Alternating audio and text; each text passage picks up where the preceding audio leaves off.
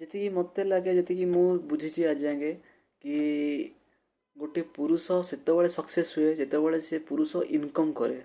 ଯେତିକି ମୁଁ ଜାଣିପାରୁଛି ଆଜି ଯାକେ ମୋ ଜୀବନ ଭିତରେ, ଛୋଟ ଏଜ୍ ଭିତରେ, କି ଗୋଟେ ପୁରୁଷ ଯେତେବେଳେ ସକ୍ସେସ୍ ହେବ ଯେତେବେଳେ ସେ ଇନକମ୍ କରେ, ତାକୁ ସମାଜ ମାନେ କି ହଁ ଇଏ ଠିକ୍ ମର୍ଦ୍ଦ ପିଲା। ଆଉ ଗୋଟେ ନାରୀ ସେତେବେଳେ ମାନେ ସମାଜରେ ସ୍ଥାନ ପାଏ ଯଦି ନାରୀର କ୍ୟାରେକ୍ଟର ଥାଏ, ଚରିତ୍ର। ଯଦି ନାରୀର ଚରିତ୍ର ନଥାଏ, ସେ ନାରୀ ପଛେ ଲକ୍ଷେ ଟଙ୍କା ଇନକମ୍ କରୁ ମାସକୁ, କିନ୍ତୁ ସମାଜ ତାକୁ ଏମିତି ଦେଖିବ କି ସିଏ ଗୋଟେ,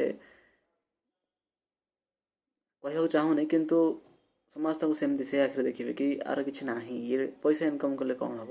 ସେଥିପାଇଁ ସବୁବେଳେ ମନେ ରଖିଥିବେ, ସିଏ ଗୋଟେ ନାରୀକି ବି କହୁଛି, ଗୋଟେ ପୁରୁଷକୁ କହୁଛି, ପୁରୁଷ ଇନକମ୍ କରିବା ଦରକାର, ଗୋଟେ ନାରୀ ତା କ୍ୟାରେକ୍ଟରକୁ ରଖିବା ଦରକାର। ଏମିତି ନାହିଁ କି ଗୋଟେ ପୁରୁଷ କ୍ୟାରେକ୍ଟର ରଖିବା କଥା ନୁହଁ, ପୁରୁଷ ବି କ୍ୟାରେକ୍ଟର ରଖିବା କଥା, କିନ୍ତୁ ଯେତିକି ମୁଁ ଜାଣେ ଏ ଦୁଇଟା ସବୁବେଳେ ଜୀବନରେ ମେଣ୍ଟେନ୍ କରୁଥିବେ।